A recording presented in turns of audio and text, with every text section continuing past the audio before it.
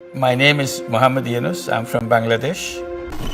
1955 সালে কিশোর ইউনুস কানাডার মন্ট্রিয়লে অনুষ্ঠিত বিশ্ব জাম্বুরিতে যোগদানের মাধ্যমে তার প্রতিভার সাক্ষ্য রেখেছিলেন মাত্র 15 বছর বয়সে। ওই বয়সেই এশিয়া, ইউরোপ ও উত্তর আমেরিকা ভ্রমণের অনন্য এক অভিজ্ঞতা অর্জন করেন ডক্টর মোহাম্মদ ইউনুস। আজকের ডক্টর মোহাম্মদ ইউনুসকে পুরো পৃথিবী চেনে। তিনি ক্ষুদ্র ঋণ ও সামাজিক ব্যবসা নিয়ে কাজ করেন। তার কথা শুনতে চায় পুরো পৃথিবীর মানুষ।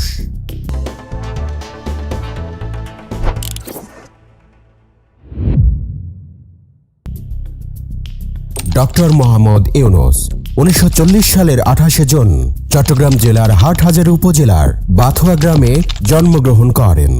তার বাবার নাম হাজী দুলা মিয়া সওদাগর এবং মায়ের নাম সুফিয়া খাতুন। মোহাম্মদ ইউনুসের সহধর্মিণী ডক্টর আফরোজি ইউনুস। ব্যক্তিগত জীবনে মোহাম্মদ ইউনুস 2 কন্যার পিতা। মোহাম্মদ ইউনুসের ভাই মোহাম্মদ ইব্রাহিম ঢাকা বিশ্ববিদ্যালয়ের পদার্থবিজ্ঞান বিভাগের অধ্যাপক এবং ছোট ভাই মোহাম্মদ জাহাঙ্গীর একজন জনপ্রিয় টিভি ব্যক্তিত্ব।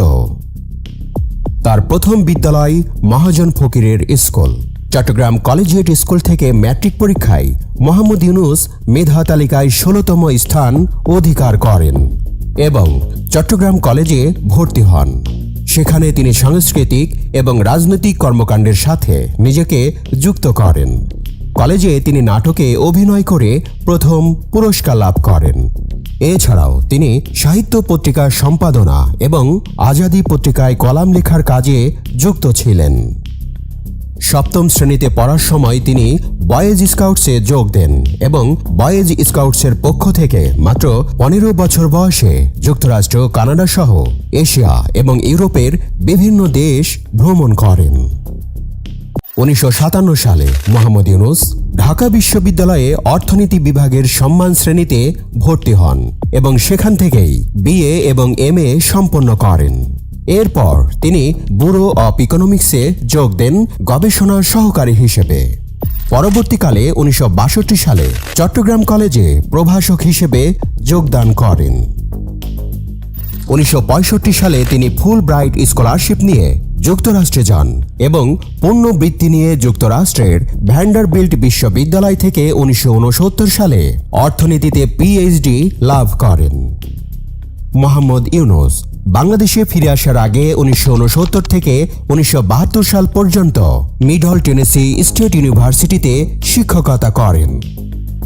1971 সালে বাংলাদেশের স্বাধীনতা যুদ্ধের সময় মোহাম্মদ ইউনুস বাংলাদেশের পক্ষে বিদেশে জনমত গড়ে তোলা এবং মুক্তিযোদ্ধাদের সহায়তা প্রদানের জন্য সাংগঠনিক কাজে নিয়োজিত ছিলেন। 1972 সালে দেশে ফিরে তিনি চট্টগ্রাম বিশ্ববিদ্যালয়ে অর্থনীতি বিভাগে সহযোগী অধ্যাপক হিসেবে যোগ দেন এবং বিভাগের প্রধান হিসেবে দায়িত্ব পালন করেন। 1975 সালে তিনি অধ্যাপক পদে উন্নীত হন এবং 1989 সাল পর্যন্ত এই পদে কর্মরত ছিলেন।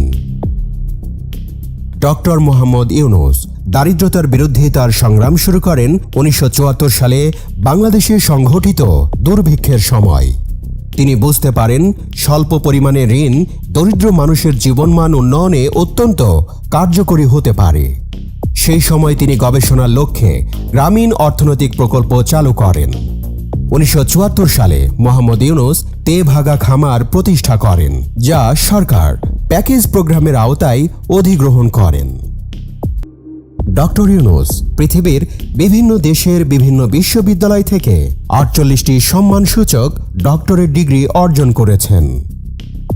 শান্তিতে নোবেলজয়ী গ্রামীণ ব্যাংকের প্রতিষ্ঠাতা ডক্টর মোহাম্মদ ইউনুস যুক্তরাষ্ট্রের সর্বোচ্চ বেসামরিক সম্মাননা কংগ্রেশনাল গোল্ড মেডেল গ্রহণ করেছেন, যিনি এই পদক পাওয়া প্রথম বাংলাদেশি ও মুসলিম। বিশ্বের সর্বোচ্চ সম্পদশালী 2 শতাধিক ব্যক্তির সম্মেলনে নোবেলজয়ী প্রফেসর ডক্টর মোহাম্মদ ইউনুসকে আজীবন সম্মাননা পুরস্কারে ভূষিত করা হয়েছে। 2013 সালের 5 মে বুধবার জাতিসংঘ ভবনে এই সম্মাননা জানানো হয়। একজন সামাজিক উদ্যোক্তা হিসেবে ইউনুসকে এই আজীবন সম্মাননা পুরস্কার প্রদান করা হয়। ডক্টর মোহাম্মদ ইউনুস প্রতিষ্ঠিত গ্রামীণ ব্যাংক নিয়ে গবেষণা হয়েছে পৃথিবীর যে কোনো প্রচলিত ব্যাংকের চেয়ে বেশি। গ্রামীণ ব্যাংক গড়ে তোলার মূল উদ্দেশ্য ছিল প্রান্তিক জনগোষ্ঠীকে সহজ শর্তে ঋণ দিয়ে সুদী মহাজনদের খপ্পর থেকে বের করে এনে স্বাধীনভাবে তাদের সৃজনশীলতাকে কাজে লাগিয়ে স্বাবলম্বী করা। ডক্টর মোহাম্মদ ইউনুস চট্টগ্রাম বিশ্ববিদ্যালয়ে অধ্যাপনাকালীন ৭৪-এর দুর্ভিক্ষ চলছিল। অসহায় দরিদ্র মানুষের কষ্ট লাঘবের তীব্র আকাঙ্ক্ষা তাকে সাধারণ মানুষের কাছে টেনে আনে। নিজের পকেট থেকে ঋণ প্রদানের মাধ্যমে শুরু করা ছোট উদ্যোগী আজকের নোবেল বিজয়ী গ্রামীণ ব্যাংক। ১৯৭৬ সালে প্রতিষ্ঠিত হয়েছিল গ্রামীণ ব্যাংক। ১৯৮৩ সালে এটি একটি বৈধ এবং স্বতন্ত্র ব্যাংক হিসেবে যাত্রা শুরু করে। গরিবের অর্থনৈতিক উন্নয়নে গ্রামীণ ব্যাংকের সাফল্য উন্নত বিশ্ব, এমনকি যুক্তরাষ্ট্রসহ অন্যান্য শিল্পোন্নত দেশসমূহকে গ্রামীণের এই মডেল ব্যবহার করতে উদ্বুদ্ধ করে।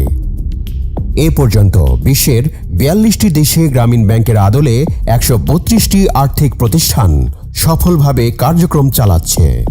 ১৬টি দেশে সরাসরি গ্রামীণ ব্যাংকের কর্মকর্তারা প্রকল্প বাস্তবায়নে সফলতার স্বাক্ষর রেখে চলেছেন। ২০০৬ সালে নোবেল শান্তি পুরস্কার পাওয়ার পর ডক্টর মোহাম্মদ ইউনুসের দায়িত্ব ও কর্মপরিধি বেড়ে যায় বহুগুণ। সমস্যা সমাধানের জন্য একে একে প্রতিষ্ঠা করেন বহু সামাজিক ব্যবসা প্রতিষ্ঠান ও কোম্পানি। যৌথ ব্যবসায় এগিয়ে আসেন ফ্রান্সের ডানন ফোর্বস, ভিওলিয়া ওয়াটার, জার্মানির BASF, জাপানের বিখ্যাত ইউনিক্লো সহ বিশ্বের বহু নামি দামি কোম্পানি। দুর্বার গতিতে এগিয়ে চলে ডক্টর মোহাম্মদ ইউনুসের সামাজিক ব্যবসার মিশন। জাপান, চীন, রাশিয়া, সৌদি আরব, আরব আমিরাত, আফ্রিকা, অস্ট্রেলিয়া, ল্যাটিন আমেরিকা সহ পৃথিবীর বিভিন্ন প্রান্ত থেকে আসে বক্তৃতা প্রদানের আমন্ত্রণ। ১ ঘন্টা বক্তৃতার জন্য প্রস্তাব থাকে বাংলাদেশি টাকায় ১ কোটি বা তার চেয়েও বেশি।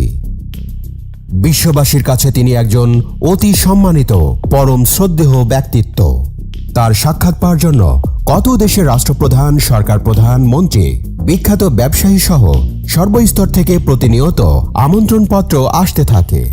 খুব কমই তিনি আমন্ত্রণপত্র গ্রহণ করতে পারেন, তবে প্রত্যেকটি আমন্ত্রণপত্রের জবাব দেওয়া হয়।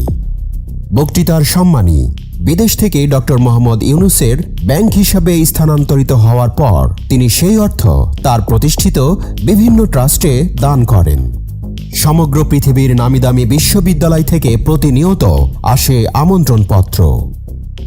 ইতিমধ্যেই ৩২টি দেশের ৮৩টি বিশ্ববিদ্যালয় কলেজে ডক্টর মোহাম্মদ ইউনুসের নামে ইউনুস সোশ্যাল বিজনেস সেন্টার প্রতিষ্ঠিত হয়েছে। সেখানে গবেষণা হচ্ছে ডক্টর মোহাম্মদ ইউনুসের কর্ম ও জীবনাদর্শন নিয়ে। সামাজিক ব্যবসার উপর কোর্স চালু হয়েছে বিভিন্ন শিক্ষা প্রতিষ্ঠানে। ডক্টর মোহাম্মদ ইউনুসের জীবনী অন্তর্ভুক্ত হয়েছে কানাডা ও জাপানের মাধ্যমিক বিদ্যালয়ের পাঠ্যপুস্তকে। পৃথিবীর মাত্র 7 জন ব্যক্তি, তার মধ্যে ডক্টর মোহাম্মদ ইউনুস, যিনি পেয়েছেন নোবেল শান্তি পুরস্কার, প্রেসিডেন্সিয়াল মেডেল অফ ফ্রিডম ও কংগ্রেশনাল গোল্ড মেডেল সহ বহু পুরস্কার। বাংলাদেশকে তিনি এনে দিয়েছেন এসব বিরল সম্মাননা।